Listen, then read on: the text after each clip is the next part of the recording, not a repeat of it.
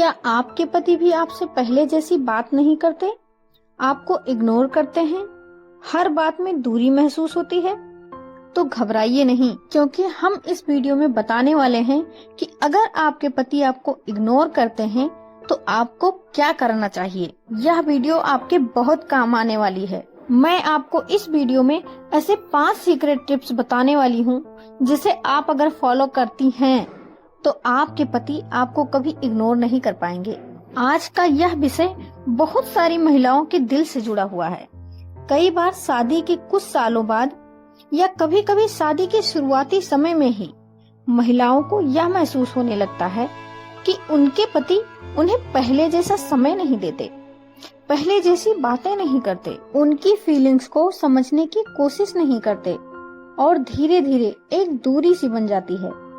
जब कोई महिला यह महसूस करती है कि उसका पति उसे इग्नोर कर रहा है तो सबसे पहले उसके मन में यही सवाल आता है, क्या मुझसे कोई गलती हो गई? वह खुद को ही दोष देने लगती है।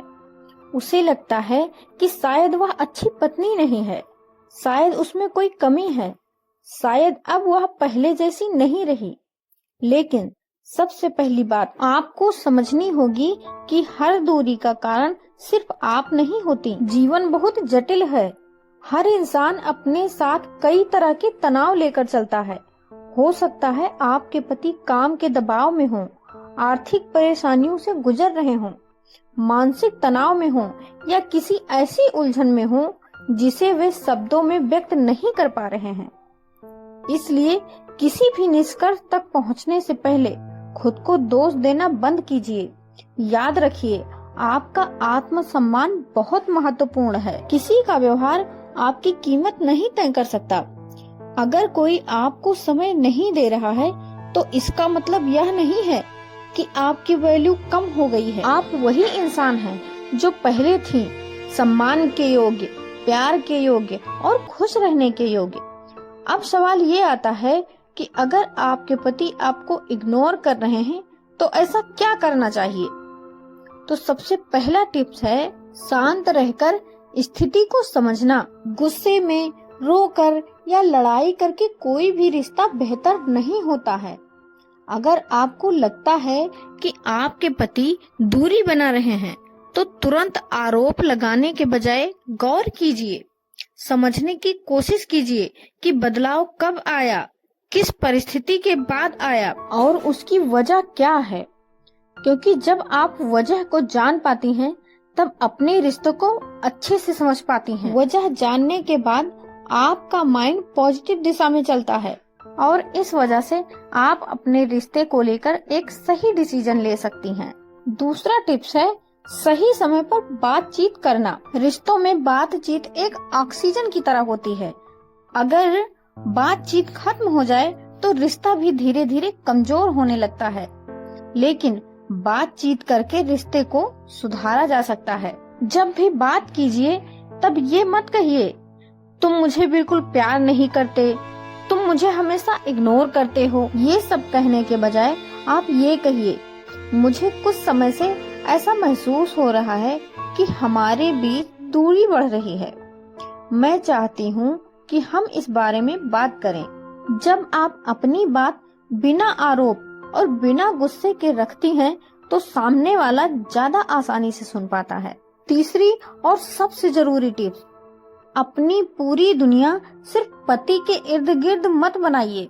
बहुत सारी महिलाएं शादी के बाद अपनी सारी पहचान, अपनी खुशी और अपना समय सिर्फ पति और परिवार तक सीमित कर देती हैं। धीरे धीरे उनकी दुनिया इतनी छोटी हो जाती है कि अगर पति अटेंशन ना दे तो उन्हें लगता है कि जैसे सब खत्म हो गया। लेकिन सच्चाई यह है कि आपकी जिंदगी सिर्फ एक रिश्ते तक सीमित नहीं है। आपकी पहचान है, आपके अपने सपने हैं, आपकी अपनी पसंद नापसंद है। अपने हॉबीज पर ध्यान दीजिए, कुछ नया सीखिए, किताबें पढ़िए, एक्सरसाइज कीजिए, दोस्तों से मिलिए। अगर आप अपना करियर बनाना चाहती हैं तो उस दिशा में कदम बढ़ाइए। जब आप इमोशनली और मेंटली स्ट्रांग बनती हैं तो आपका कॉन्फिडेंस लेवल बढ़ता है और कॉन्फिडेंस आकर्षण पैदा करता है। चौथी टिप्स, बार बार अटेंशन मत मांगिए। अगर कोई इंसान थोड़ा दूर जा रहा है तो हम अक्सर उसके आगे पीछे भागने लगते हैं। बार बार मैसेज करना, बार बार पूछना क्या हुआ, मुझसे नाराज हो, मुझसे बात क्यों नहीं करते। कभी कभी आपका यह बिहेवियर सामने वाले को और ज्यादा दूर कर देता है।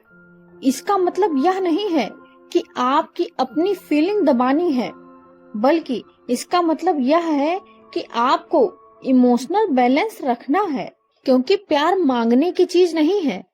प्यार मांगने से नहीं मिलता, प्यार महसूस करने की चीज है। अगर आपको हर दिन अटेंशन के लिए लड़ना पड़ रहा है तो वहाँ आपको थोड़ा रुक कर रिलेशनशिप की रियलिटी को देखना होगा, क्योंकि जो रिलेशनशिप रियल होता है उसमें अटेंशन मांगने की जरूरत नहीं पड़ती। पांचवी और सबसे महत्वपूर्ण टिप्स, अपनी बाउंड्रीज तय कीजिए। इग्नोर करना और कभी कभी बिजी होना अलग बात है, लेकिन अगर आपके साथ लगातार डिसरिस्पेक्ट हो रहा है, आपकी बातों को बार बार डिसमिस किया जा रहा है, आपकी इमोशंस का मजाक बनाया जा रहा है, तो यह आपके लिए और आपके रिश्ते के लिए अच्छा नहीं है। रिश्ते में कंप्रोमाइज जरूरी है, लेकिन सेल्फ रिस्पेक्ट खोकर नहीं।